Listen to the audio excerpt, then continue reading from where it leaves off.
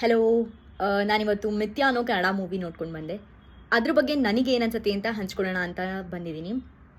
ಈ movie run time ಬಂದು 1 hour 40 minutes over all.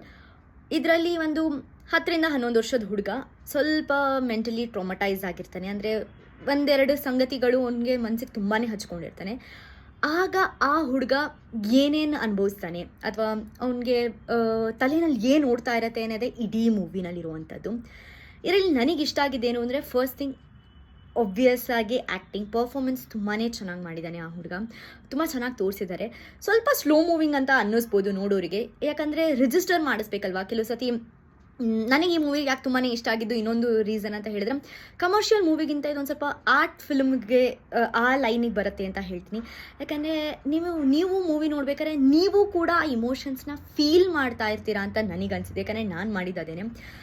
ಚಿಕ್ಕ ವಯಸ್ಸಲ್ಲಿ 10-11 ವರ್ಷದ ಹುಡುಗ ಅಂತ ಹೇಳಿದ್ರೆ, ಇವಾಗ ಫ್ಯಾಮಿಲಿಗೆ ಹೊಸ ಅಡಿಷನ್ ಆದರೆ ಅಥವಾ ಸಪ್ರಾಕ್ಷನ್ ಆದರೆ ಚೇಂಜಸ್ ಖಂಡಿತ ಇದ್ದೇ ಇರುತ್ತೆ ಅಲ್ವಾ. ಆ 10-11 ವರ್ಷದ ಹುಡುಗನ ಜೀವನದಲ್ಲಿ ಇದಕ್ಕಿದ್ದಂಗೆ ಒಂದು ತಂಗಿ ಬರ್ತಾಳೆ. ತಂಗಿ ಬಂದಾಗ ಅಲ್ಲಿ ತನಕ ಅಪ್ಪ ಅಮ್ಮನ ಪ್ರೀತಿ ಅವನಿಗೆ ಮಾತ್ರ ಸಿಗ್ತಿರತ್ತೆ. ತಂಗಿ ಬಂದಮೇಲೆ ತಂಗಿ ಕಡೆ ಒಲವು ಹೋಗುತ್ತೆ. ಆಗ ಅವನಿಗೆ ಹೇಗನ್ಸತ್ತೆ. ಅದಾದಮೇಲೆ ಅಪ್ಪ ಅಮ್ಮನ ಕಳ್ಕೊತಾನೆ ಅವನು. ಕಳ್ಕೊಂಡಾಗ ಪ್ರೀತಿ ತಕ್ಷಣ ಕಟ್ಟಾಗ್ಬಿಡತ್ತೆ. ಅದಾದಮೇಲೆ ಅವನ್ನ ಯಾರು ಕರ್ಕೊಂಡು ಹೋಗ್ತಾರೆ ಏನು, ಅಲ್ಲಿ ಆ ಸರೌಂಡಿಂಗ್ಸಿಗೆ ಅವನು ಅಡ್ಜಸ್ಟ್ ಆಗೋಕ್ಕೆ ಎಷ್ಟು ಟೈಮ್ ತೊಗೊಳ್ತಾನೆ. ಆಗ ಅವನ ತಲೆನಲ್ಲಿ ಏನು ನೋಡ್ತಿರತ್ತೆ.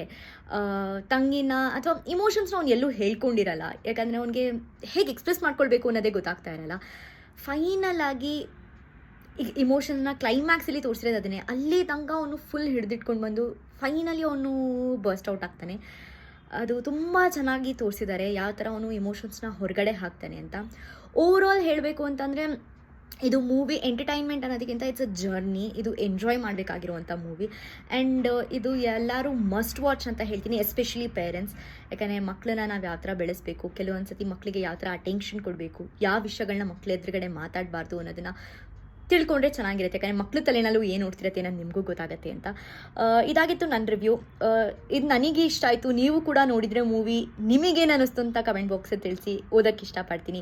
ಮತ್ತೆ ಇನ್ನೊಂದು ವಿಡಿಯೋದಲ್ಲಿ ಸಿಗ್ತೀನಿ. Until then bye bye, take care, see you.